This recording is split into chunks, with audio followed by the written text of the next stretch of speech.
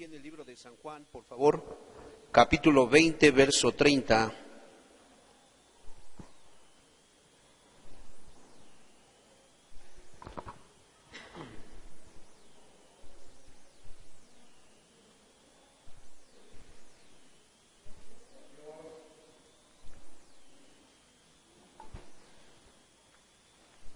Tenemos hoy un estudio titulado El propósito de este libro que ha sido descuidado, hermanos, libro que ha sido negligenciado y que muchas veces, hermanos, se le equipara a los escritos de hombres que por mucho que hayan educado su mente, por mucho que hayan invertido tiempo a sí mismos investigando todo lo que concierne a la ciencia, jamás podrá, hermanos, igualarse a este libro.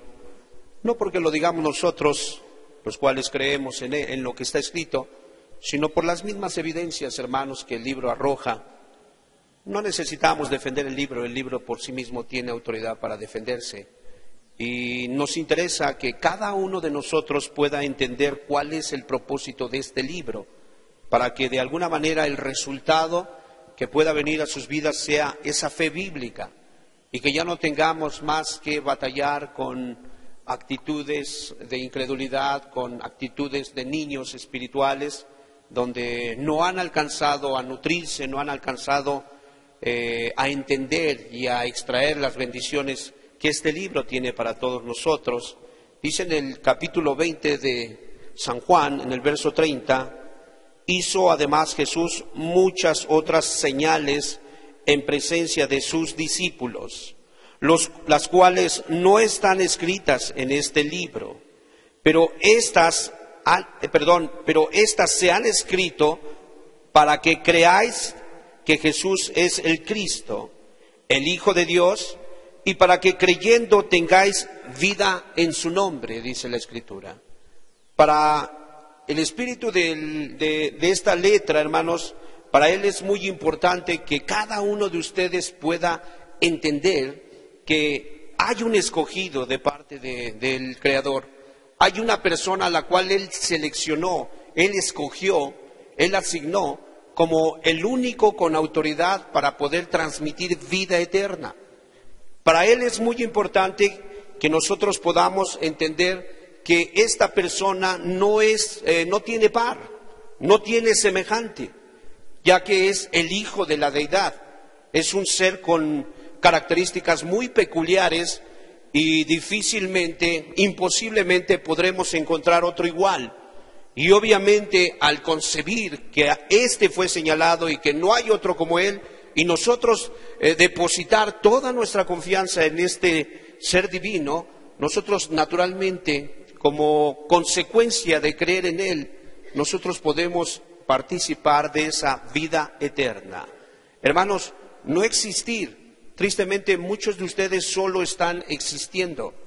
Muchos de ustedes en sus problemas, ya sean económicos, ya sean familiares, ya sean morales, ya sean de salud, en sus problemas se han sumergido, se han encerrado y solamente están viendo desgracia tras desgracia, solo es queja tras queja y no alcanzan a entender, hermanos, que todas las circunstancias adversas que esta vida nos proporciona solamente han sido dados para aquellos que tienen vida eterna como una herramienta, como un terreno de práctica donde la persona va a ir depurándose, donde la persona va a ir perfeccionándose, donde la persona va a ir avanzando. Pero hermanos, dice el testimonio que sin fe es imposible agradar a Dios. Entonces para nosotros es muy importante que podamos hoy explicar con la ayuda de Dios cuál es el propósito de este libro. En el libro de Mateo, por ejemplo, vamos a ver el libro de Mateo capítulo 17, nos mencionan un acto sobrenatural. Dice que Jesús hizo muchas señales. La palabra señal en el original es acto sobrenatural, operado no por fuerza humana, no por medios humanos. Dice que Él hizo muchos actos sobrenaturales y dice en el capítulo 17 de Mateo, en el verso 24,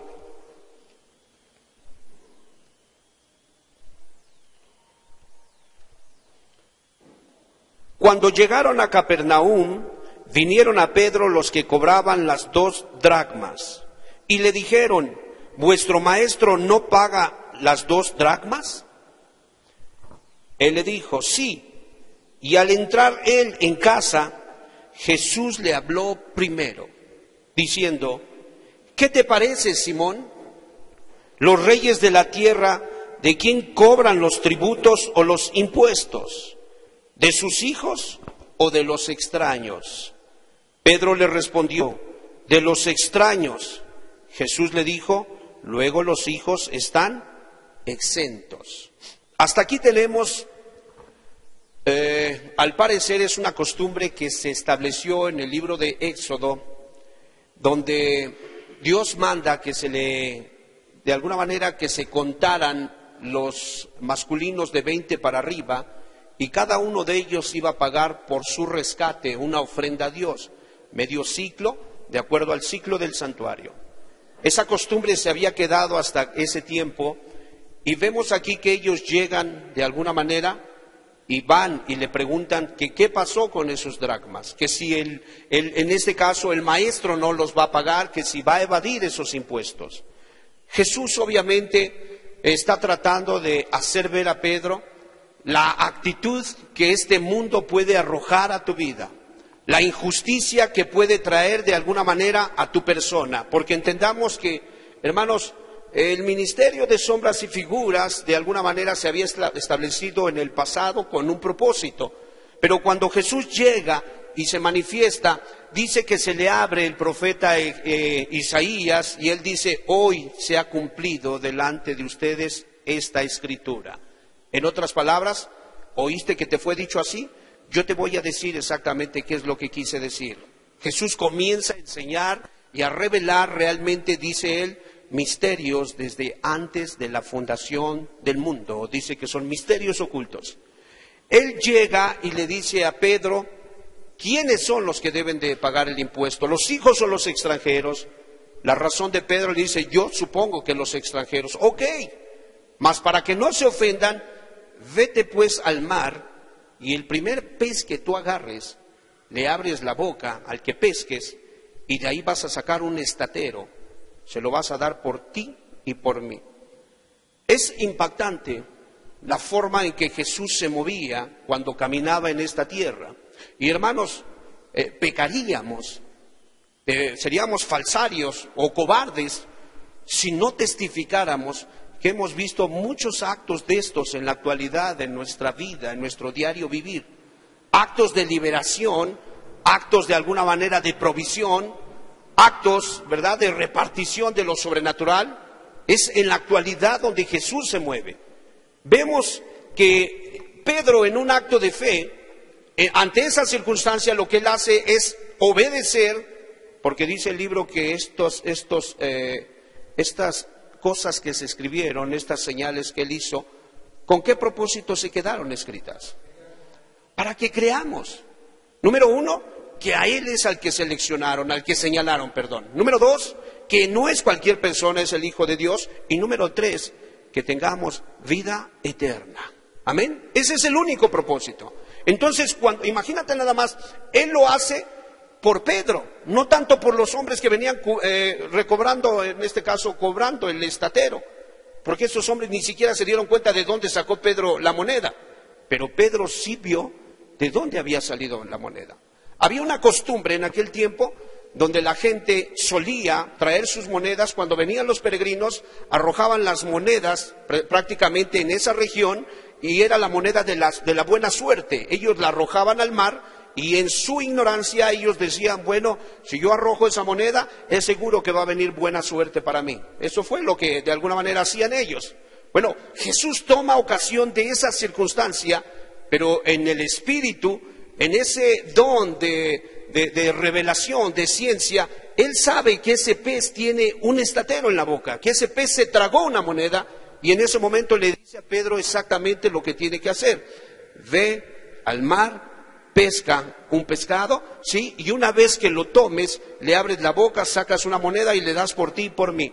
Obviamente ese acto en la vida de Pedro quedó marcado, y él entendió una cosa: este no es cualquier hombre, este dice la Escritura que cuando el mar estaba embravecido, Jesús de alguna manera estuvo caminando por el mar. Los discípulos pensaron que era un fantasma y ellos de alguna manera se espantaron, ellos gritaron y Jesús les dijo: tened ánimo, soy yo.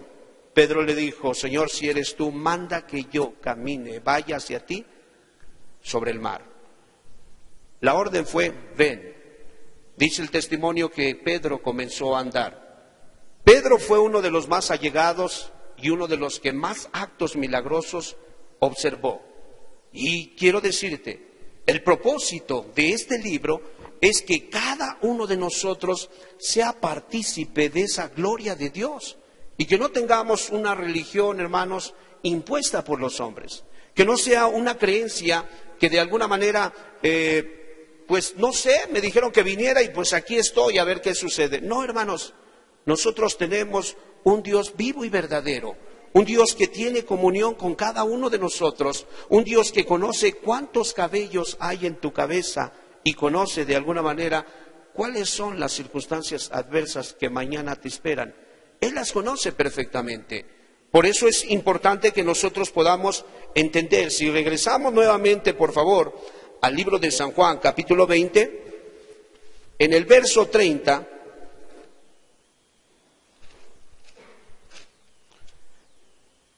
Juan el Evangelista,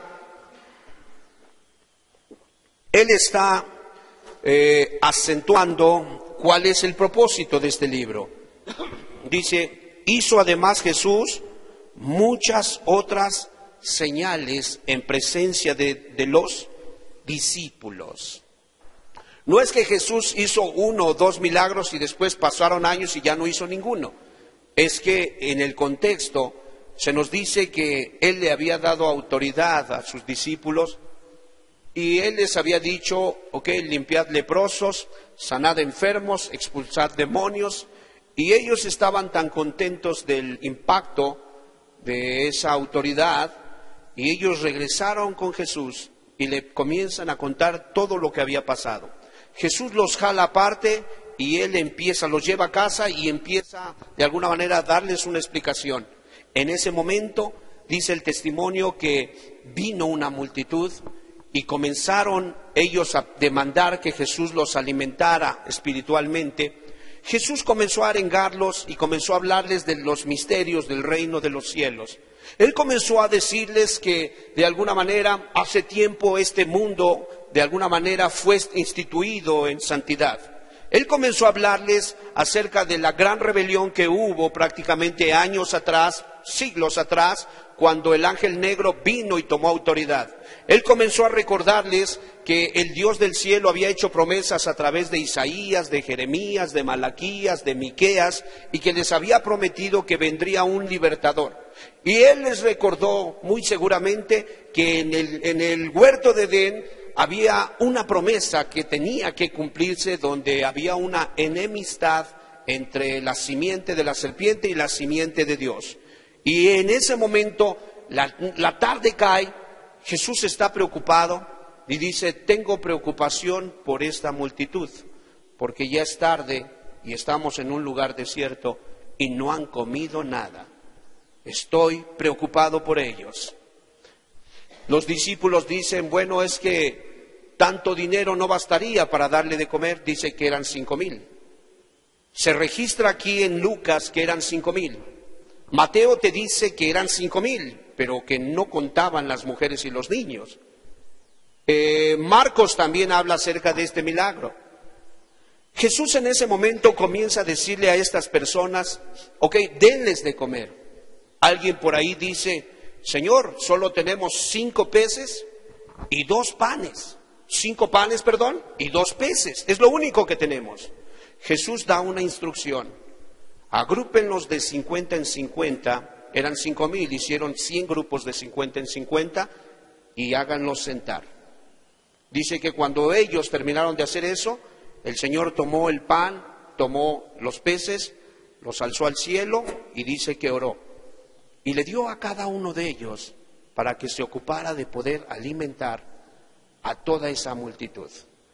A mí me sorprende saber que dice que cuando ellos terminan de saciarse, todavía recogen 12 cestas. Cuando tú vas a las Escrituras, tú te das cuenta que el número 12 tiene un mensaje que no debes pasar por alto. Él toma 12 discípulos y al final recoge 12 cestas. Él agrupa 100 grupos de 50, de 5,000 en total, y los alimenta. Él les da una orden y les dice, vayan y aliméntenlos. La gente queda saciada, hermanos, porque la Biblia me dice, si me acompañas, por favor, ahí en el libro de Lucas, en el capítulo 9, verso 9.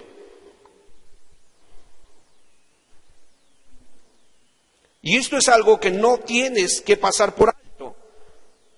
La Escritura me dice que había una inquietud en el reino de Herodes, porque se oía de las grandes hazañas que Jesús estaba haciendo. Herodes estaba espantado creyendo que este era el Bautista. Y fíjate lo que él dice. Y dijo Herodes, a Juan yo le hice decapitar. ¿Quién pues es este de quien oigo tales cosas?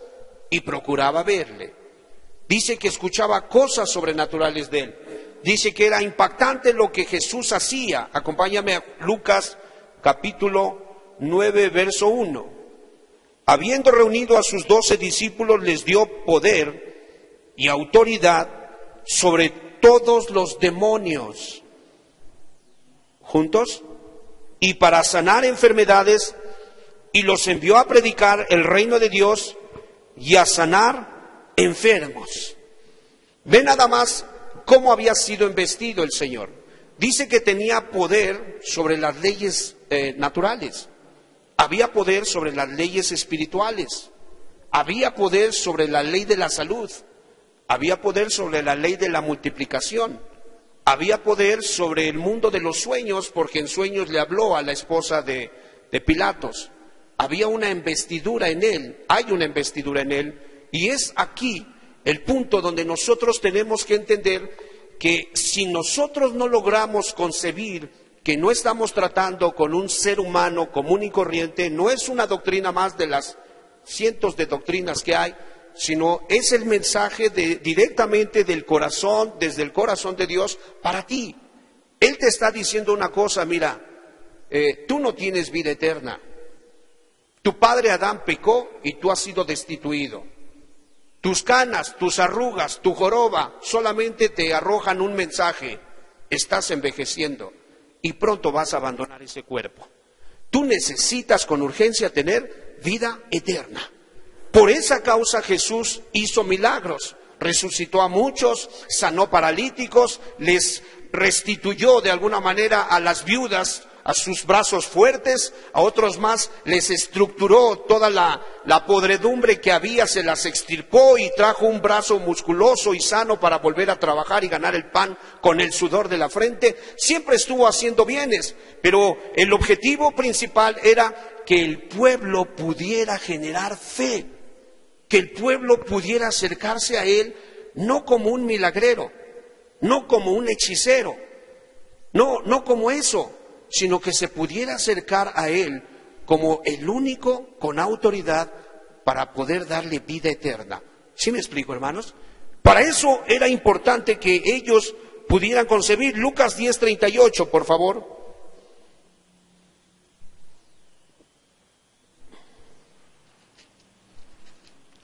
Que ellos pudieran concebir de qué manera podían ellos, de acuerdo a las alternativas que Dios les había dado, poder ellos beber esa vida eterna. Dice en el capítulo 10, verso 38, un pasaje muy conocido, dice: aconteció que yendo de camino, entró en una aldea, y una mujer llamada Marta le recibió en su casa.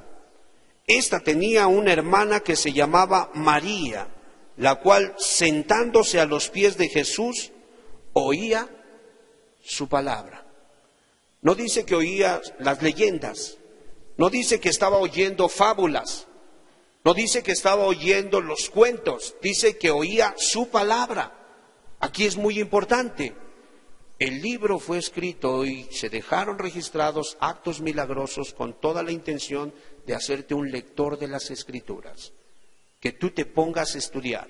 La Biblia dice que hizo sentar a los 50, toda la multitud de 5,000, los agrupa en grupos, 100 grupos de 50 en 50 y los hizo sentar. En otro de los evangelios dice que los hizo recostar. Hermano, si tú no tienes una actitud como para poder invertir tiempo en la palabra, sentarte sin afán, sentarte sin prontitud, sino con toda la intención de poder meditar en ella, yo dudo que tú puedas ver los milagros de Dios en tu vida. Hay momentos en que sentarse no basta, hay que acostarse sobre la palabra. Quiero decirte, cuando hay un problema, una tribulación, le llama así la Escritura, y realmente ni los médicos, ni de alguna manera, la palanca económica que tú pudieras, a la cual pudieras acudir, ni el mejor consejero que pudieras tú tener en esta tierra, de alguna manera pudiera solucionar ese problema, a ti y a mí nos va a convenir acostarnos en confianza total en la palabra para poder ver milagros. ¿Sí me explico? Es muy importante porque si tú eres una persona, veamos el antagonismo que hay entre María y Marta. Fíjense lo que dice de Marta. De María se nos dice que se sentó a los pies de Jesús para oír ¿qué? Su palabra. Pero miren en Marta. Pero Marta se preocupaba con muchos quehaceres. Hermanos, estaban preocupados los discípulos de que eran 5,000 y no había tanto dinero, tantos fondos para poderles dar de comer.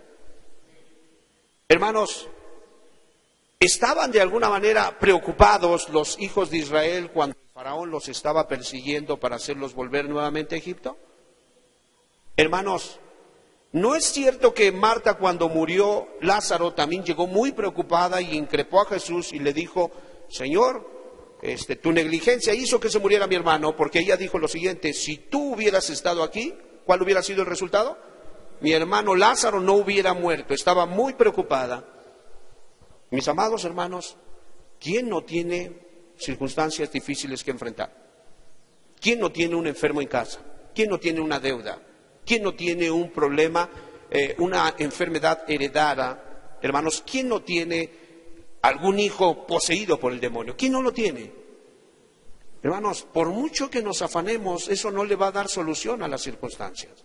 Pero si nosotros tomamos las directrices que las Escrituras nos están de alguna manera mostrando, tienes que sentarte a considerar la palabra de Dios con seriedad. Tienes que recostarte cuando ya no hay de alguna manera ninguna partícula tan pequeña de esperanza. La Biblia dice que Abraham creyó contra esperanza. Tenía 100 años y a su mujer le había pasado la costumbre de las mujeres. ¿Cómo pues iba a engendrar un bebé? Abraham tuvo que creer contra esperanza. Y a los 100 años pudo engendrar. Pudo ser propulsado de alguna manera para poder, de alguna manera, imprimir la parte que como humano le pertenecía o le tocaba, con la cual tenía que participar. Entonces nosotros tenemos que entender, mis amados hermanos, que si no vemos este libro como el libro de aquel que fue escogido para nuestro beneficio, el libro de Romanos 10:17, por favor.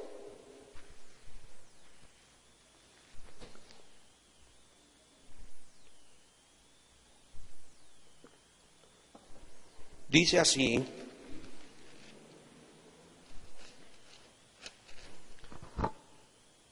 así que la fe es por el oír, y el oír por la palabra de Dios.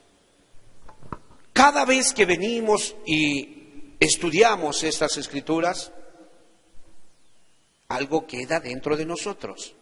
Y lo único que tenemos que hacer es dar por hecho que lo que Jesús dijo es verdad.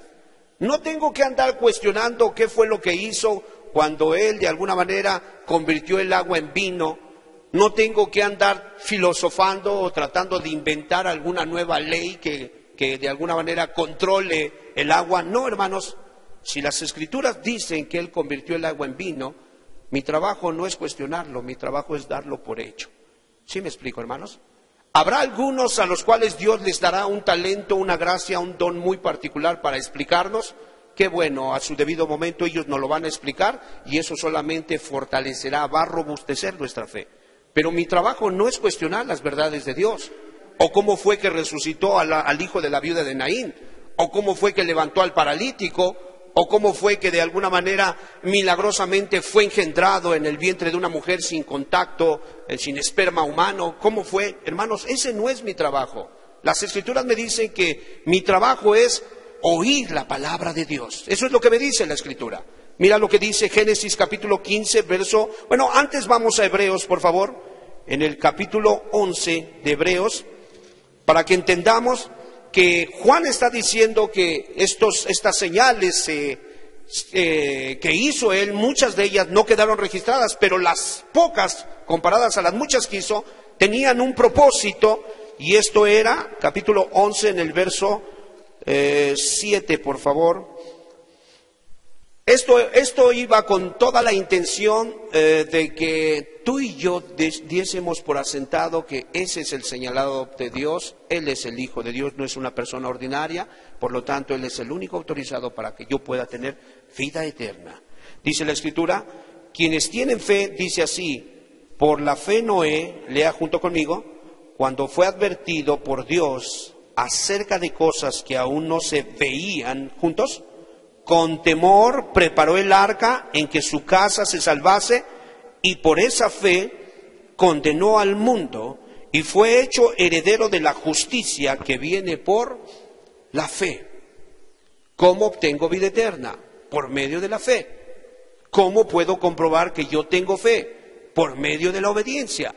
Si tú obedeces, tú tienes fe. Si tú tienes fe, tú vas a obedecer. Dice que no veía realmente ningún diluvio, porque aún no llovía en ese tiempo. La Biblia dice que Dios hacía subir un vapor y por medio de ese vapor regaban todo el huerto de aquel tiempo. No había llovido y sin embargo se le había dicho a él, viene un gran diluvio. Eso fue lo que se le dijo. Y dice que él, al escuchar la palabra de Dios, Romanos 10:17 dice que la fe viene ¿por qué?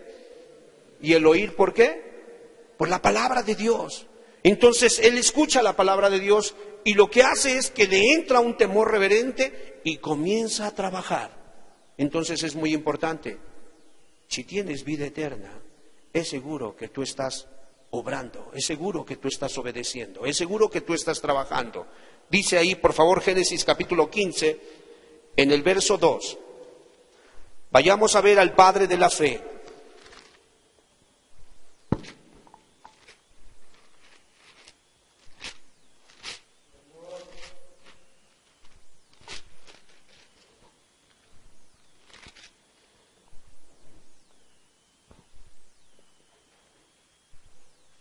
Respondió Abraham, Señor Jehová, ¿qué me darás siendo así que ando sin hijo? Y el mayordomo de mi casa es ese Damaseno Eliezer.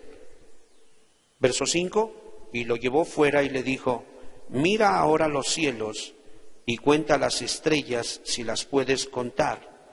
Y le dijo, así será tu descendencia. Verso 6, léanlo por favor. Ok, la fe viene por el oír la palabra de Dios. Y al oír la palabra de Dios, hay algo que surge y se llama vida eterna. La vida eterna viene por fe, no por actos. Y vemos en el capítulo, por favor, ahora acompáñame, ahí en el capítulo 17, por favor, en el verso 23, dice que él le creyó a Dios y que Dios le dio vida eterna. Pero en el capítulo 17, en el verso 23, Dios viene a probar lo que hay dentro de ese hombre que dijo que tenía fe. Entonces tomó Abraham a Ismael.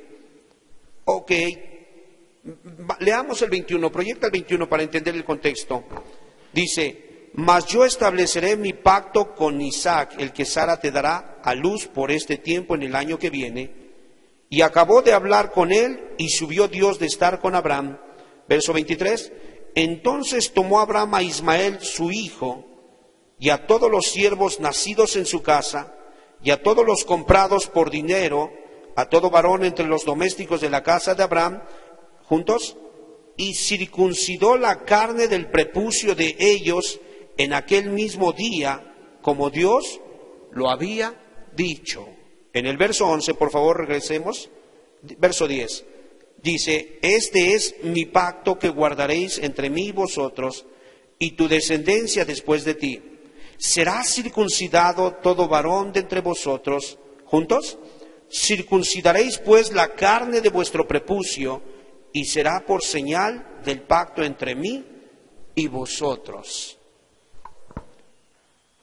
El libro se escribió con un sinfín de actos milagrosos. Actos que no pueden ser llevados por medio de fuerzas humanas, por estratagema humano, y quedaron registrados con un solo propósito: que nosotros creyésemos en Cristo, creyésemos que Él era el Hijo de Dios y tuviéramos vida eterna. Aquí tenemos el testimonio no de uno, pero siendo específicos, de un hombre que se le llamó el hombre de la fe, el padre de la fe, y se nos dice que a él se le hizo una promesa, como a nosotros se nos ha hecho una promesa. De acuerdo a lo que dice San Juan 20, dice que creyendo en Él tengamos, ¿qué? Vida eterna. Ahí está la promesa. Y a él le dicen que le van a dar un hijo. Él dice, pero ¿cómo es que me vas a dar ese hijo? Sal, mira los cielos, cuenta las estrellas, así será tu descendencia. Y él da por hecho, te creo, Señor, es suficiente. Dice el testimonio que enseguida vino la instrucción, pero tú vas a circuncidar a tus hijos al 8º día. Me les vas a circuncidar el prepucio y esa será la señal entre el pacto, entre tú y yo.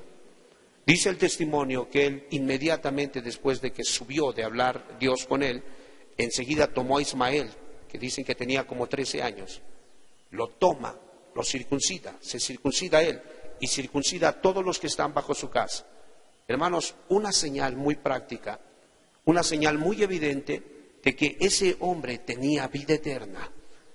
Y es muy importante que nosotros podamos comprender que todos los milagros, todos los actos que Dios hizo de manera sobrenatural, los hizo con un solo propósito. Y obviamente, hermanos, que cada uno de nosotros de manera responsable pueda afianzarse de estas cosas que sucedieron y obviamente ser participantes de la vida eterna. Porque de acuerdo, regresemos nuevamente a San Juan capítulo 20, por favor.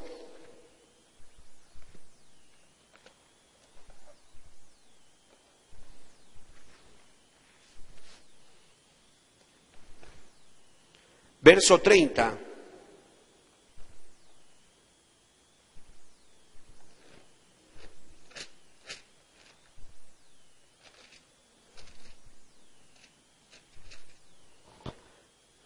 Nuevamente dice, hizo además Jesús muchas otras señales en presencia de sus discípulos. Ya de entrada te dice quiénes son los que tienen vida eterna. ¿Quiénes son, hermanos? Los que voluntariamente se someten. Un discípulo es aquel que ha decidido aprender de su maestro. Un discípulo es aquel que está dispuesto a seguirle a donde quiera que él va. Él está dispuesto a quitar de alguna manera todo lo que el maestro le diga, todo lo que estorbe. Ahora recuerdo el pasaje o la frase más bien que le dijo Felipe al eunuco cuando él pregunta, ¿qué impide que yo sea bautizado? Aquí hay agua. Y él le dice, si crees de todo corazón, bien puedes. Cuando estamos convencidos de que algo es como lo hemos concebido, hermanos, ¿qué nos impide? ¿Qué nos detiene? ¿Qué nos estorba? ¿Qué es tan alto como para no pagar un precio? ¿Qué está tan lejos como para no recorrer todo el camino? ¿Qué es tan pesado como para no cargarlo, hermanos? Cuando estamos convencidos de algo. Jesús está queriendo que hoy te convenzas que cada vez que leas las Escrituras entiendas que así como lo narran los escritores, así mismo aconteció. Y que permitas que esa verdad pueda entrar en tu corazón para que puedas tener esa libertad y esa seguridad, obviamente, con la evidencia de que tienes vida eterna. Para nosotros es seguro, es benéfico y es muy importante. Para no correr en balde, la Biblia dice que San Pablo les exhortaba a los discípulos y les decía: por esta causa yo golpeo mi cuerpo y lo pongo en servidumbre, ¿verdad? No corro a la aventura, no golpeo al aire, no, antes bien estoy consciente de lo que tengo que hacer. Entonces, es muy importante que podamos concluir este mensaje, hermanos, con un pequeño resumen. Número 1, hermanos, muchas cosas milagrosas que se hicieron aquí no quedaron registradas, pero yo quisiera preguntar y apelar a sus conciencias: ¿ha hecho Dios milagro en ustedes, hermanos? ¿Han visto su mano? ¿Les ha librado de la muerte? ¿Les ha provisto de manera sobrenatural? ¿Ha contestado oraciones o al menos deseos muy pequeños, llamémosle así? Yo recuerdo muy bien una ocasión, y creo que vale la pena comentarlo. Yo recuerdo que mi esposa estaba embarazada, yo no tenía dinero, y sé, y lo saben ustedes, que en cierto periodo del embarazo son dadas a que se les antojan cosas. Veníamos de una reunión de un domingo, acabábamos de salir, llegamos a la casa de mi padre. Recuerdo que me acosté en su cama y ella se acostó a un lado de mí, y en ese momento me dijo: se me antojó un chocolate, así lo dijo. Y yo me le quedé viendo así, solamente fue todo lo que yo comenté. Apenas había dicho yo así, y la volteé a ver y me quedé viendo hacia arriba, obviamente expulgando para mis adentros, diciendo: Señor, pues no tengo dinero, y a esta mujer se le antojó un chocolate. Acababa yo de decir eso cuando uno de mis familiares entra. Él no sabía lo que ella me había dicho porque eso fue personal, a mí me lo dijo, casi que al oído. Y ella entra con un frasco lleno de chocolates. Y ella comienza a decir: ¿quieren un chocolate? Y empieza a repartir chocolates a todos los que estábamos ahí. ¿Qué crees que hice? Agarré mi chocolate, agarró su chocolate, me le quedé viendo y pude decir con libertad: Cristo vive. ¿Sí me explico? O sea, fue tan sencillo, quizás, fue tan minúsculo, quizás para ti o para otros, para mí no. Yo no tenía con qué comprarle un chocolate. Yo vivo por fe. Yo le creí a Cristo. Y hasta en esas cosas tan minúsculas, Él tiene cuidado. ¿Sí me explico? Mi fe aumentó. Y sabía que si me podía dar un chocolate, no me podía dar la vida de mis hijos o la vida de algunos de los míos. ¿Podía dármela o no me la podía dar? Me la podía dar. Ando manejando una motocicleta. Se le hizo un hoyo a mi llanta, igual sin dinero en los bolsillos. Como 7 veces se me ha ponchado y pude comprar una bomba y parches, y ahí me tienes a lo largo del camino bajándome, quitando la llanta. Ya me hice un maestro, en 25 minutos cambio una llanta. Ahí cuando necesites cambiar la llanta de tu moto me hablas. Y recuerdo muy bien que la parché, pero le puse una cámara de bicicleta doble, se la metí como un guarache, llamémosle así, coloquialmente. Pero ¿qué crees que hizo con la presión? Se botó un chipote, como un ombligo. Ajá. Y cada que íbamos avanzando, ¿cómo crees que hacía la moto? Y mi esposa, que difícilmente se sube a la moto y va atrás de mí, pues obviamente yo oigo todo lo que va diciendo: bájale, va muy rápido, ay, es que tengo miedo, vamos de bajada, va a estallar, porque había estallado la cámara. No va a estallar. Y en mi corazón le dije al Señor: le voy a decir a los hermanos que tienen motos y no tienen un gallito por ahí que me regalen. Acababa yo de decir eso cuando a 2 cuadras veo una llanta tirada. Y le digo, me freno, me pasé y la vi y me freno. Y le digo a mi niño: bájate y tráeme esa llanta. La trajo. Está toda lisa. Pero vi la rodada. Es rodada 18. es de aquí. Me la colgué, me la llevé. Hermano, llevo casi 2 semanas, no se me ha ponchado y me ha permitido ir de allá para acá y de aquí para allá. Alguien se me acercó, le platiqué y me dijo, te faltó fe, la hubieras pedido nueva. Y le dije, tienes razón. Yo solo le dije que quería un gallito y eso fue lo que me dio. ¿Sí me explico? Yo he entendido algo. Las cosas que se escribieron en este libro se escribieron con un propósito, que yo pueda tener vida y fe en el Hijo de Dios. ¿Sí me explico? Tu fe no está puesta en un hombre, tu fe no está depositada en un grupo. Que tu fe sea una fe práctica y cotidiana, donde cada problema, cada circunstancia, cada situación, hermano, sencillamente te permita ver quién es aquel en el quien has creído. ¿Sí me explico, hermanos? Entonces, es muy importante que tú puedas en esta noche comprometerte contigo mismo, para bien tuyo, a estudiar este libro de rodillas. Ya no a leerlo, a estudiarlo.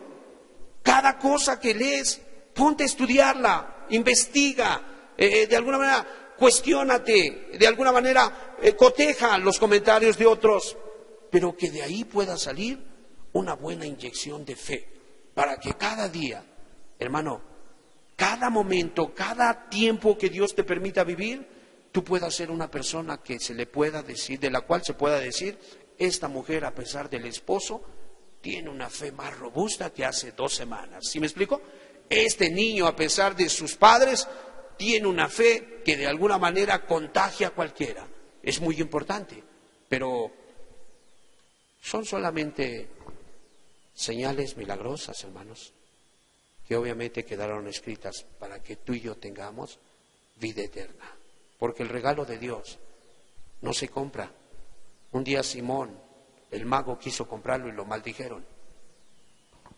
Un día, hermanos, alguien sencillamente le creyó y le dijo, Señor, acuérdate de mí cuando estés en tu reino. Y el Señor le dijo, hoy mismo vas a estar conmigo mismo. Nada más por haberle creído. Entonces, hermanos, no tienen por qué terminar sus días en el infierno, separados de Dios. La incredulidad estimula la desobediencia. La fe propulsa la obediencia. Para tener fe necesitamos estudiar este libro. ¿Amén? Póngase sobre sus pies. Terminamos.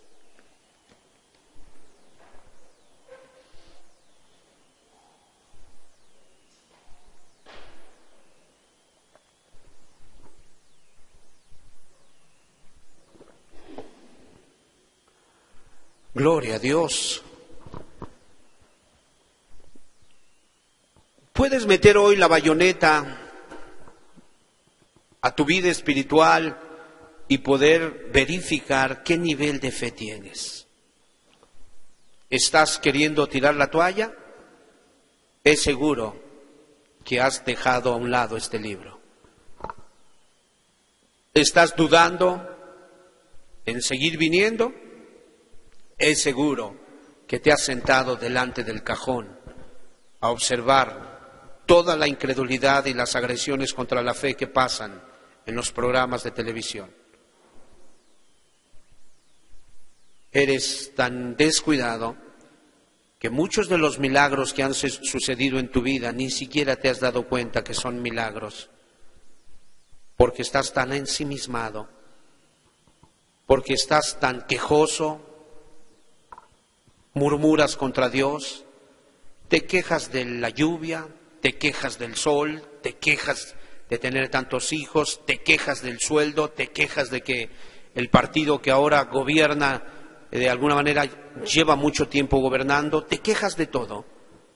Hermano, entiende, esas circunstancias te son dadas como un momento de práctica para que tú puedas conocer a Dios como tu sanador, como tu proveedor, como tu libertador, como tu salvador, como tu consolador, como tu Señor y dueño, como tu capitán, como tu comandante en jefe.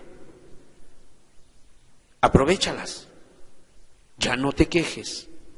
Dedícate a estudiar este libro y permite que la fe salga, emerja y tú puedas tener vida eterna. Hermanos, desde aquí abajo tenemos la certeza de que estamos en vida eterna. Me da tristeza, siento lástima por aquellas personas que dicen, cuando lleguemos allá sabremos quién va al cielo y quién no. Siento lástima por ellos. No, hermanos, desde aquí abajo sabemos quién va al cielo y quién no va. Desde aquí abajo se cierra la puerta del cielo o se abre. Desde aquí abajo. ¿Pero cómo? A través de oír la palabra de Dios. Para eso se dejaron todos los milagros. Medítalos, estúdialos, memorízalos, investígalos, cotéjalos, de tal manera que puedas llegar al fondo del asunto y que tú puedas tener como resultado una fe robusta que te va a dar a luz vida eterna. Amén. Escucha, cuando hablo de vida eterna no estoy hablando de que se te acabaron los problemas, sino que al contrario, ahora tienes una manera diferente de verlos, de enfrentarlos, de encararlos, de solucionarlos. Tienes vida eterna y sabes perfectamente que juntamente con la prueba, ustedes saben la otra parte de este versículo que dice, vendrá la salida. Juntamente con la prueba, vendrá la salida. Esa es la certeza de la fe. Y que Dios no te va a permitir ser tentado, ser probado más allá de lo que tú puedas soportar. Tu fe estará segura, confiada, y una cosa podrá de alguna manera amanecer en tu vida. Hay vida eterna. Amén. Hermano, ¿por qué no haces un autoanálisis de tu vida?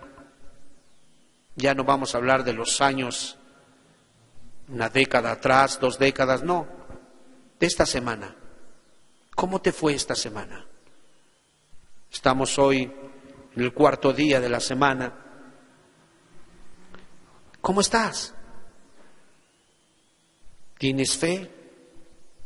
¿Tienes gozo? Dice la Escritura que el reino de los cielos no es comida ni bebida, sino justicia, gozo y paz.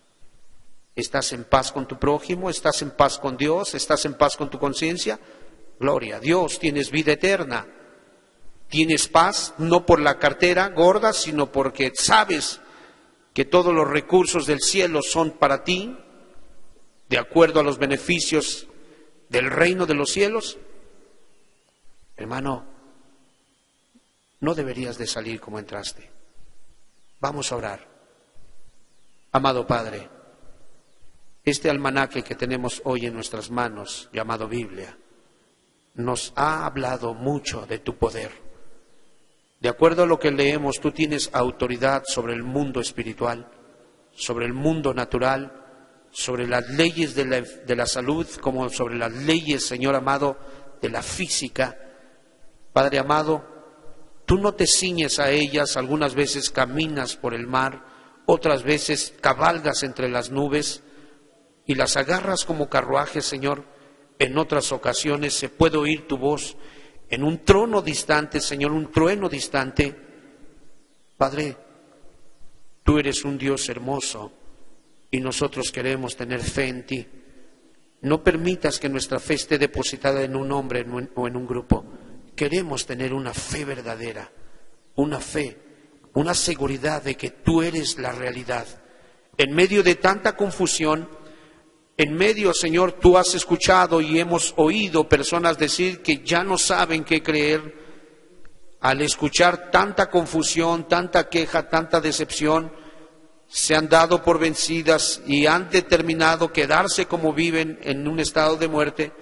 Señor, por favor, permite que hoy se pueda abrir el entendimiento de mis hermanos y que ellos, al leer con reverencia tu palabra, al estudiarla sobre sus rodillas, puedan tener esa fe que tiene confianza para poder recibir vida eterna, Señor. Por favor, que el propósito de este libro no sea, Señor, en vano para ninguno de los que estamos aquí. Que nuestras madres que crían bebés, que crían niños, que tienen niños en estado de crianza, puedan aprovechar el tiempo para leerles, para llevarles a memorizar cuantas historias se redactan en las Escrituras, para que sus niños puedan ser librados, Señor, de ese virus de la incredulidad que ha atravesado y que ha infectado a esta generación en la cual vivimos. Ayuda a mis hermanas, ayuda a mis hermanos, ayuda a cada padre de familia, ayúdanos a nosotros, por favor, Señor, en medio de una generación maligna y perversa que cada día, Señor, se aleja más de tu palabra. Te lo pedimos en el nombre precioso de Jesús. Gracias, Señor. Gracias, gracias, Padre. Amén, Señor. Gracias.